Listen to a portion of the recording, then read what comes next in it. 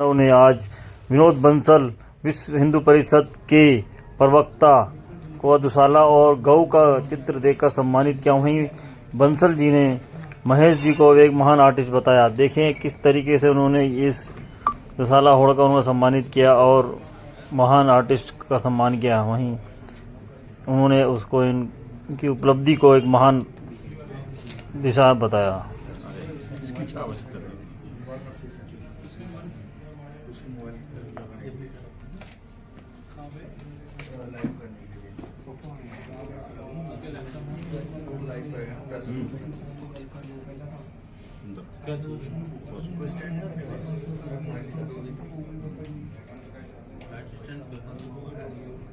चारों लगा देंगे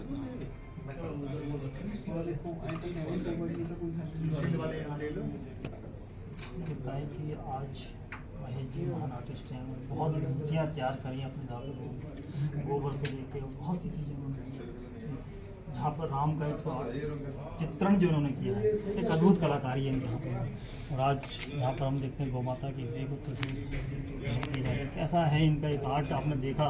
बहुत नज़दीक से आप इनके स्थान पे भी गए थे।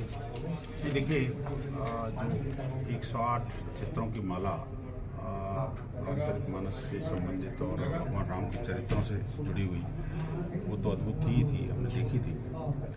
बाकी जो गऊ आधारित जो चीज़ें हैं, पंचगव्य से बना करके ये जो गौ माता की तस्वीर और भारत माता की तस्वीर, ये भी अपने आप में अद्भुत है, अच्छी है।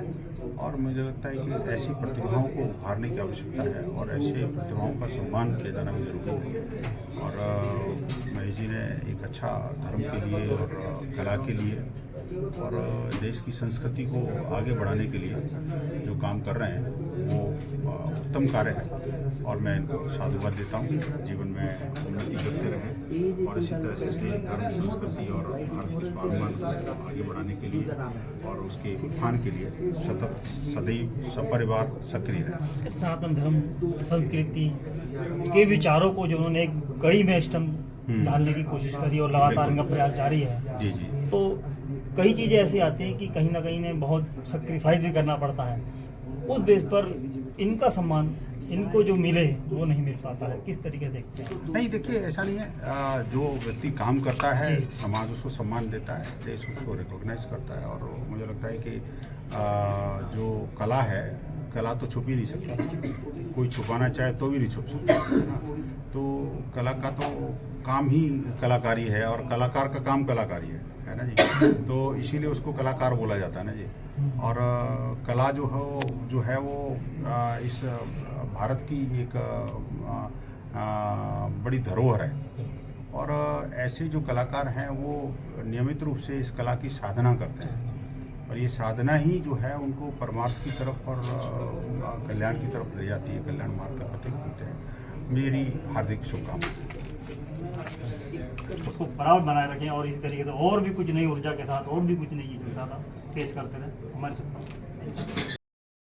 बंसल जी से भी आपकी मुलाकात हुई, आपने फिर एक उनको गौ की तस्वीर भेंट की है। कैसा लगता है जब एक इतने महान विभूति से मुलाकात होती है और अपनी कला का जो आप उनको प्रदर्शित करते हैं?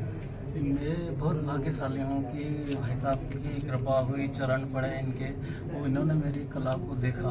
देखो कला का हीरा अगर कहीं भी हो, कोयले में दबा हो, तब तक नहीं वो लोगों के सामने जा सकता जब तक कोई तराशने वाला या पहचान की नज़र नहीं पड़े, वो कदरदान नहीं हो। तो भाई साहब के कदम पड़े, उसके बाद मेरी लाइफ चेंज हो गई। उसके बाद लगभग 50-60 का इंटरव्यू हुए और जन जन तक पहुंच रहे, देश विदेश तक मेरी कला का वो मतलब हो रहा, प्रसारण हो रहा है, देख रहे हैं लोग।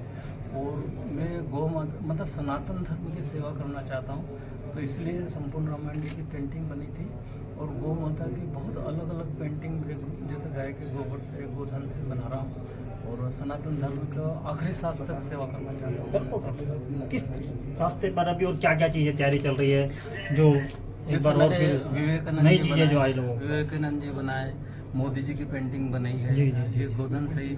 इसके अलावा राम मंदिर बनाया मैंने और भी हनुमान जी चल रहे हैं, राम दरबार बनाया है मैंने, तो बहुत सारी चीज़ें अलग अलग करने की कोशिश कर रहा हूँ। और भाई साहब का आशीर्वाद स्नेह पाकर और मुझे मतलब काफ़ी प्रेरणा मिली और उसके बाद से मैं और ज़्यादा पूरी ऊर्जा से लग गया हूँ। हमारी शुभकामनाएं।